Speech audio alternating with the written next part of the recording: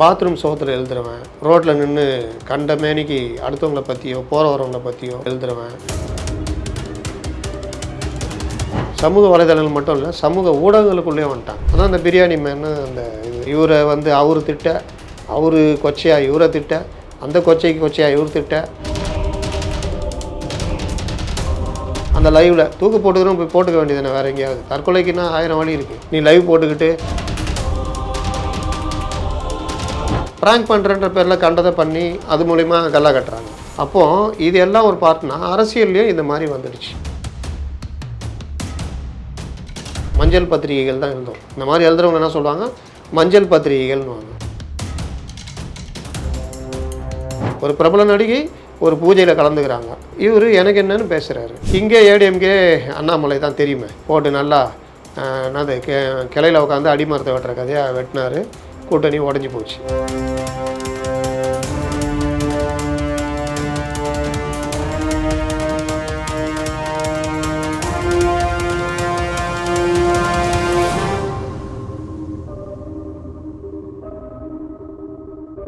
அன்பு நேயர்களுக்கு வணக்கம். இன்று பத்திரிகையாளர் முத்துலீஃப் அவர்கள் நம்மளுடைய நிகழ்ச்சிக்கு இணைஞ்சிருக்காங்க. அரசியல் தொடர்பான பல கேள்விகள் கேட்டு தெரிஞ்சுக்கலாம். சார் வணக்கம். சார் வணக்கம். எப்படி இருக்கீங்க? நல்லா இருக்கேன். பாஜகவிலிருந்து தற்பொழுது வெளியேற்றப்பட்ட திருச்சி சூர்யா அவர்கள் சமூக வலைத்தளங்களில் ரொம்பவே அவரோட இன்டர்வியூலாம் ரொம்ப ஒரு டாக் ஆஃப் த டவுனாக இருந்தது. அவருமே அவரோட ட்விட்டர் பக்கத்தில் நிறைய ஆடியோக்கெல்லாம் ரிலீஸ் பண்ணிட்டு இருந்தாங்க. அந்த ஒரு விஷயத்தை நீங்கள் எப்படி பார்க்குறீங்க? நிறைய பேர் அவங்க கட்சி சார்ந்த நபர்கள் என்ன சொல்கிறாங்கன்னா, வெளியில் போன நபரை பற்றி நான் பேச விரும்பலை, இன்றைக்கி என் கூட இருக்கிறப்ப நல்லா பேசுவாங்க, வெளியில் போனப்போ ஆப்வியஸ்லி தப்பாக தானே பேசுவாங்க அப்படின்ட்டு சொல்கிறாங்க. உங்களுடைய பார்வை? அதாவது நாகரிக அரசியல்னு ஒன்று இருக்குது. அது ஒரு காலத்தில் இருந்தது. கொஞ்சம் அப்போவும் தடுமாறி வெளியில் போவாங்க. 3ஆம் தர 4ஆம் தர பேச்சாளர்கள் மேடையில் பேசுகிறவங்க ஏதாவது பேசுவாங்க, அது ஒரு பக்கம் போகும். தலைவர்கள் மத்தியில் அது இருக்காது. ரெண்டாவது பத்திரிகைகள் அப்போ பிரிண்ட்டு தான் இருந்தது. மெயின் ஸ்ட்ரீம் மீடியானா 1-2 வந்தது. பத்திரிகையில் அறிக்கைகளாக வரும்பொழுது டீசெண்டாக வரும். இப்போ ஜெயலலிதா அறிக்கையோ இல்லை கலைஞர் அறிக்கையோ இல்லை ராமதாஸ் அவர்கள் அறிக்கையோ இல்லை இந்த மாதிரி காங்கிரஸ் தலைவர்கள் அறிக்கை. ஸோ அது அதிகபட்சமாக சூடு விமர்சனம் இந்த மாதிரி வார்த்தைகள் தான் இருக்கும். இது கொஞ்சம் மாறி மாறி சமூக வலைதளங்கள், அந்த ஃபேஸ்புக்கு வந்தது, ட்விட்டர் வந்ததுன்னு ஒன்று, பாத்ரூம் சோத்தில் எழுதுறவன், ரோட்டில் நின்று கண்ட மேனிக்கு அடுத்தவங்களை பற்றியோ போகிற வரவங்களை பற்றியோ இல்லை நம்ம எதிராளி தொற்றம் அவன் மனசு எந்தளவு பாடுபடுறதை பற்றியோ கவலைப்படாமல் பேசுகிறவன், இவன் எல்லாம் இப்போ சமூக வலைதளங்களுக்குள்ளே வந்துட்டாங்க. சமூக வலைதளங்கள் மட்டும் இல்லை, சமூக ஊடகங்களுக்குள்ளே வந்துட்டாங்க. இப்போ அது வந்தோடனே அவங்களுக்கு என்னென்னா எல்லாரும் இந்த போட்டி களத்தில் இருக்காங்க. அப்போ யாருக்குமே பயிற்சின்றது கிடையாது. இப்போ பிரிண்ட்டுலலாம் நாங்கள்லாம் இருந்தோன்னா ஒரு நாங்கள் எங்கள் சொந்த கருத்தையோ எதையாவது ஒன்று எழுதிட்டோம், இல்லை கோபமாக, இப்போ நான் ஒரு கட்சியை சார்ந்து இருப்பேன், நான் பத்திரிகையாளராக இருப்பேன், எதிர்கட்சியை பற்றி எழுதும் போது என் பார்வை வேறு இதாக இருக்கும், கொஞ்சம் கோபமாக இருக்கும். அந்த கோபத்தில் அவதூறாகவோ இல்லாத ஒன்றையோ இல்லை என் சொந்த கருத்தையும் எழுதுனா என்னுடைய எடிட்டரோ இல்லை அவர் கீழே இருக்கிறவரோ வாங்கன்னு கூப்பிட்டு இது என்ன, இது சொந்த கருத்தை ஏன் எழுதுறீங்க, இந்த வார்த்தை டெஃபர்மேஷன் ஆகும், இதுக்கு என்ன ஆதாரம் இருக்குது, ஏன் அவங்க இந்த மாதிரி சார்பாக எழுதுறீங்க, இப்படி கட்சி பத்திரிகைகள் சொல்ல பொதுவான பத்திரிகைகள் இப்படி எழுதாதீங்க அப்படின்னு கரெக்ட் பண்ணுவாங்க. அப்போ அந்த ட்ரைனிங் எடுத்துகிட்டு வரும்பொழுது நம்ம சேனல்லாம் வரும்பொழுது சேனலில் ஒர்க் பண்ண வரவங்களும் ஓரளவுக்கு அதை மெயின்டைன் பண்ணுவாங்க. இந்த மாதிரி பேசுகிற ஆட்களை உட்கார விட வைக்க மாட்டாங்க. பேட்டி எடுக்கிறதோ அதுன்னு, பேட்டிக்கு போகிறது பெரிய விஷயம் இல்லை, ஸ்போக்ஸ் பர்சன் மட்டும்தான் டிபேட்டுக்கு போவாங்க, பேட்டின்லாம் இருக்காது. சமூக ஊடகங்கள்னு வர ஆரம்பிச்சோன்னா பேட்டிகள்னு வர ஆரம்பிச்சிது. பேட்டிகள்னு வர ஆரம்பித்தோடனே பேஜ் வியூன்றது ரொம்ப முக்கியம்னு போயிடுச்சு.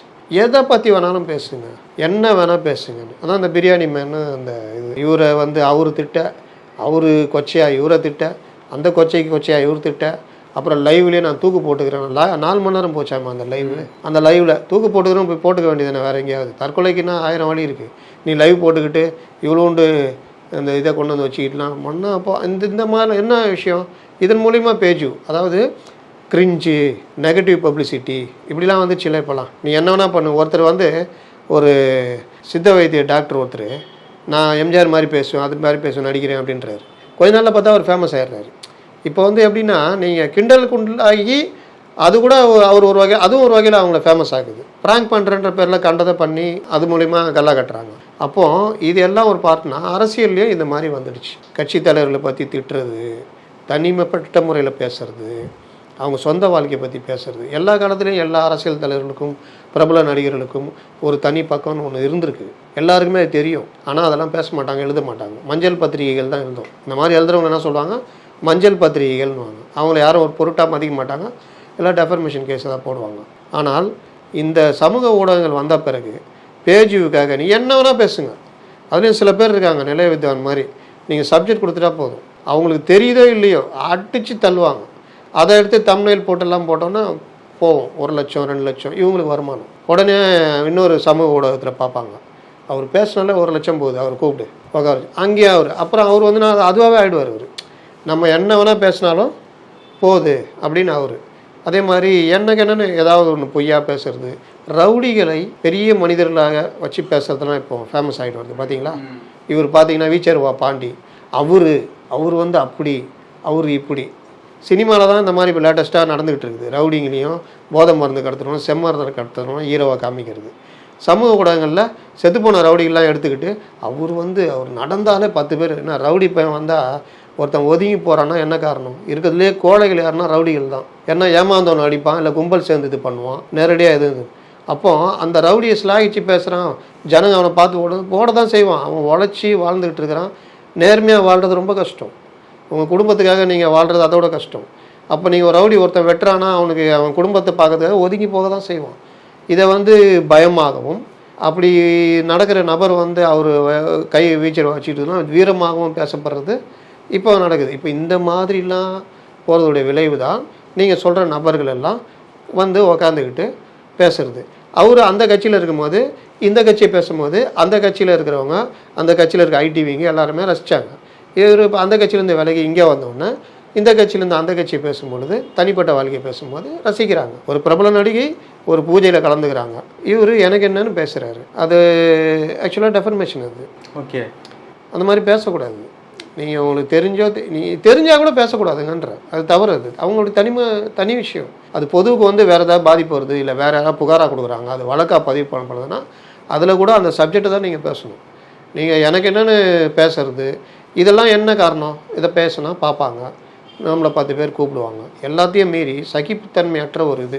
உங்களை எனக்கு பிடிக்கலையா, உங்களை பற்றி நான் கொச்சையாக பேசுறது, உங்கள் 7 தலைமுறை எழுத்து திட்டுறது, நீங்கள் என்கிட்டயே வரக்கூடாது சண்டைக்கு, ஐயோ அவனா ரொம்ப மோசமாக பேசுவாங்க. இந்த தன்மையை ஆதரிக்கப்படுதுன்னா அந்த மாதிரி தான் சமூக ஊடகங்கள் கூப்பிட்டு பேட்டின்ற பேரில் எடுக்கிறதுலாம் உங்களுக்கு இந்த மாதிரி ஆட்கள் வளர்கிறதுக்கு காரணம். என்ன காரணம்? நமக்கு வருமானம் வரும். இவரை கூப்பிட்டா 1 லட்சம் பேஜுக்கு வரும், 2 லட்சம் வரும். அவரை கூப்பிட்டா இன்னும் செக்ஸியாக பேசுவார், 10 லட்சம் வரும். நம்மளும் நம்மள்கிட்ட இருப்பான், தம்ப்நெயில் நல்லா போடுவான், இந்த தலைப்பும் போட்டு விட்டா இன்னும் நல்லா வரும். இதுதான் காரணம். இது எல்லாம் இந்த காலகட்டத்தில் இதெல்லாம் நீங்கள் மாற்ற முடியுமானா மாற்ற முடியாது. ஆனால் இதை குறைக்க முடியும்னா கரெக்டான விஷயங்கள் நோக்கி பார்வையாளர்களும் நகரணும், இவங்களும் கொஞ்சம் மறுபரிசீலனை பண்ணணும். எடுக்கிற சமூக ஊடகங்களும் இதை கொஞ்சம் பார்க்கணும். பேஜுன்னு நம்ம போனோம்னா அது என்றைக்கு இருந்தாலும் நம்ம சமூகத்துக்கு தப்பு பண்ணுறோம், சிக்கலை உருவாகிறோம் தான் அர்த்தம். கடந்த வாரத்தில் திமுகவினுடைய இளைஞரணி ஆண்டு விழா நடந்தது. அந்த ஒரு விஷயத்தில் 2026 என்ன நடந்தாலும் சரி நம்ம ஆட்சியை பிடிச்சாகணும் அப்படிங்கிறத உதயநிதி அவர்கள் பேசியிருந்தாங்க. இது நார்மலாகவே ஆளும் கட்சியாக இருக்கிறவங்க மறுபடியும் ஆட்சியை பிடிப்பதற்கு பேசக்கூடிய ஒரு விஷயங்களாக எடுத்திருந்தாலும் வர்ற காலங்களில் திமுகவுக்கு என்னென்ன விஷயங்கள்லாம் சவாலாக இருக்குது அப்படின்னு நீங்கள் நினைக்கிறீங்க? 26 கன்ஃபார்மாக அவங்க நினைக்கிற விஷயங்கள் நடக்குமா, இல்லை ஒரு ஃபைட் அப்படிங்கிறதே கண்டிப்பாக இருக்கும், அதீதமான ஒரு ஃபைட்டாக இருக்குமா? நீங்கள் 2014 பாஜக வந்தப்போ ஓரளவுக்கு மெஜாரிட்டி வந்தாங்க. ஆமாம். 2019 இன்னும் நல்லா 303 இடங்கள். ஏன்னா ஊரில் இருக்க எல்லா கட்சிகளையும் கூப்பிட்டு ஏதாவது ஒரு வகையில் அவங்களுக்கு ஆதாயம் கொடுத்து கூட்டணியாக சேர்த்துக்கிறது. கூட்டணியாக சேர்க்கலன்னா உடச்சி முக்கிய தலைவர்களை கொண்டு வந்துடுறது. கூட்டணி பேச போகிறவங்களையே கட்சியில் இணைக்கிறது. நீங்கள் இன்றைக்கி பாஜகவில் இருக்கிற பெரும்பாலான நாட்கள் பார்த்தீங்கன்னா காங்கிரஸில் இருந்த பெரிய தலைவர்களாக இருக்கும். ஓகே, அப்போ அந்த செல்வாக்கம் அப்படியே வந்துடும். இதில் சக்ஸஸ் ஃபார்முலா பிஜேபிக்கு ப்ளஸ் கூட்டணி, என்டிஏ கூட்டணின்றது மிகப்பெரிய கூட்டணி. இதுதான் தமிழ்நாட்டிலே நீங்கள் பார்த்தீங்கன்னா மிகப்பெரிய கூட்டணி திமுக கூட்டணி. இங்கே என்ன பிரச்சனை, 2019 சரி 24 தேர்தலும் சரி, இவங்க ரொம்ப தெளிவாக திட்டமிட்டு கொண்டு போனாங்க. எப்படி மோடியா இதுவான்ற மாதிரி, மோடியால் இங்கே இருக்குது, மோடி எதிர்ப்பாலைன்றது இங்கே இருக்குது, பாஜக எதிர்ப்பாலை, அதை நம்ம கொண்டு வரணும்னு. 2019 சக்ஸஸ். ஏன்னா அதிமுக என்டிஏல இருக்குது. இவங்க அப்போதான் கலைஞர் மறைவுக்கு அப்புறம் இவர் தலைமையில் வர்றப்போ கலைஞர் ஃபார்முலா அந்த கூட்டணி பலமாக கூட்டணி கொண்டு போகிறது அதை அவரும் உணர்றாரு. அப்போ கொண்டு வராரு. கொண்டு போய் வலுவான அடி எதிர்கட்சிக்கெல்லாம் மோடியால் எதிர்ப்பாலை அடிப்படையில் இங்கே ராகுல் பிரதமர்னு இவர் அறிவிக்கிறாரு. ராகுலுடைய ஆதரவு இங்கே பெரிய அளவில் ஒரு நேசம் இருக்குது தமிழக மக்களுக்கு. அதனால் நீங்கள் கேரளாலையும் தமிழ்நாட்டிலையும் ஸ்வீப்பு காங்கிரஸும் சரி இதுவும். அப்போது இந்த இதை வந்து 2024 21லையும் அறுவடை பண்ணுறாங்க. ஏன்னா அவங்க 5 எடப்பாடி மேலே உள்ள வெறுப்பு, துப்பாக்கி சூடு, தூத்துக்குடி இதெல்லாம் சேர்ந்து அவர் ஒரு கரிஸ்மா லீடர் இல்லை, இது இங்கே மிகப்பெரிய கூட்டணி, இதெல்லாம் வரும்பொழுது 2021 2024 இதில் ஏதாவது மாற்றம் வருமா அப்படின்னா ரொம்ப தெளிவாக உளவுத்துறையிலேருந்து எல்லாமே அருமையாக ஒர்க் பண்ணிச்சு. என்ன ஒர்க் பண்ணாங்க? பிஜேபி இந்த தடவை அதிமுகவுடைய அதிக சீட்டு வாங்கும், அதிக பர்சன்டேஜ் வாங்கும் அப்படின்ற கருத்தை விதைச்சாங்க. அதை மெயின் ஸ்ட்ரீம் மீடியாலையும் சொல்ல வச்சாங்க. அதிமுக ஒன்றும் இல்லைன்னு கொண்டு போனாங்க.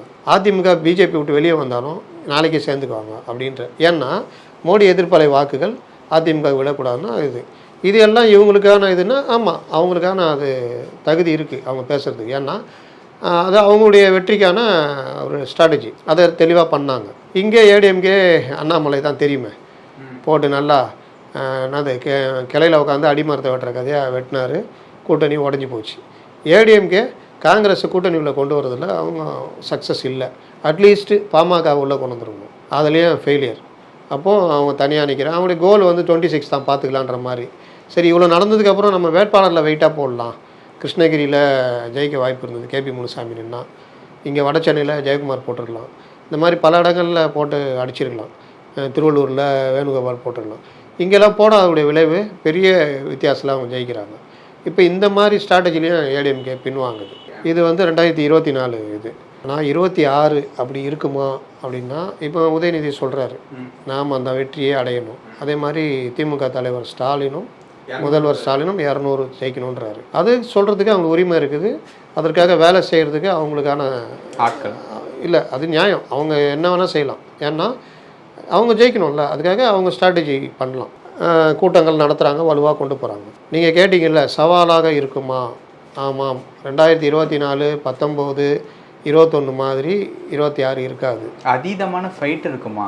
அதுதான் இருக்காது. அதான் எது இருக்காது?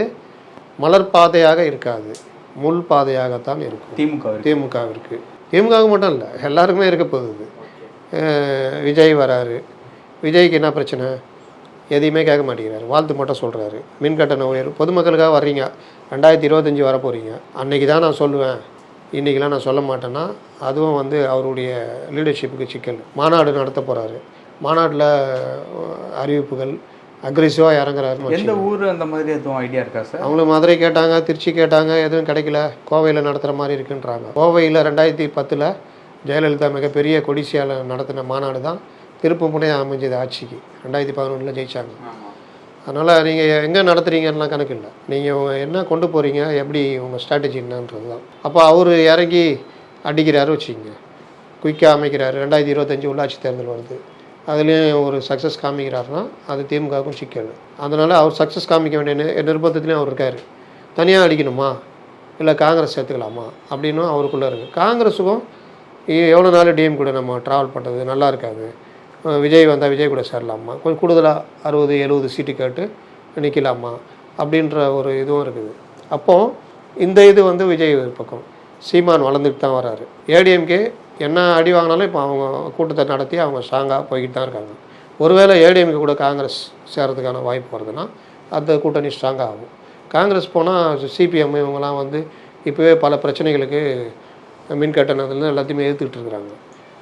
ஜாதி வாரி கணக்கெடுப்பு, ஆணவ படுகொலைகள் எல்லாம் டிஃபர் ஆகிட்டு இருக்கிறாங்க. இது இல்லாமல் இப்போ பாருங்கள் சென்னையில் ரேஸ் நடத்த போகிறாரு.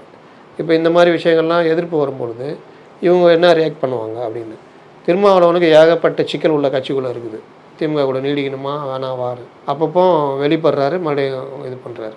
இப்போ இது எல்லாமே இந்த கூட்டணி 2026 நீடிக்கும்னு அவங்க சொல்லுவாங்க. நீடிக்குமான்றது சந்தேகத்துக்குரிய விஷயம்தான். ஏன்னா நான் சொன்ன இந்த காரணங்கள்லாம். அதனால் வந்து எப்படி எது வேணால் நடக்கலாம் அரசியலில். 98 வரைக்கும் ஏடிஎம்கே பிஜேபி கூட்டணி, காங்கிரஸ் அடுத்த அந்த கூட்டணி முறிவு ஏற்பட்டோன்னா இங்கேருந்து அங்கே போயிட்டாங்க டிஎம்கே. திடீர்னு வாஜ்பாய் கூட கூட்டணி இது. அதனால் அரசியல் எதுவும் நடக்கலாம். 96 திமுக ஆட்சியை கடுமையாக எதிர்த்து அதிமுக ஆட்சியை கடுமையாக எதிர்த்து திமுகவுடன் களம் கண்ட மூப்பனார் 2001 திமுக ஆட்சியை வீழ்த்த வேணும்னு ஜெயலலிதாவோட கூட்டணி வைக்கிறாரு, ஜெயிக்கிறாங்க. இது எல்லாம் அரசியல். அதனால் அரசியலில் எதுவும் நடக்கலாம். ஒரு நாள் தேர்தலில் கூட்டணி நடக்கலைன்னு ஒரே நாள் இங்கேருந்து அங்கே தாவன கதைகள்லாம் உண்டு. அதனால் திமுகவுக்கு இது கொஞ்சம் கஷ்டமான விஷயந்தான். ஃபஸ்ட்டு உள்ளாட்சி தேர்தலை அவங்க தாண்டணும். அது போன உள்ளாட்சி தேர்தல் மாதிரி இருக்குமா அப்படின்றது சிக்கல் தான். அதனால் நீங்கள் இந்த மாதிரி விஷயங்கள்லாம் கணக்கில் எடுத்துகிட்டு அவங்க பண்ணணும்.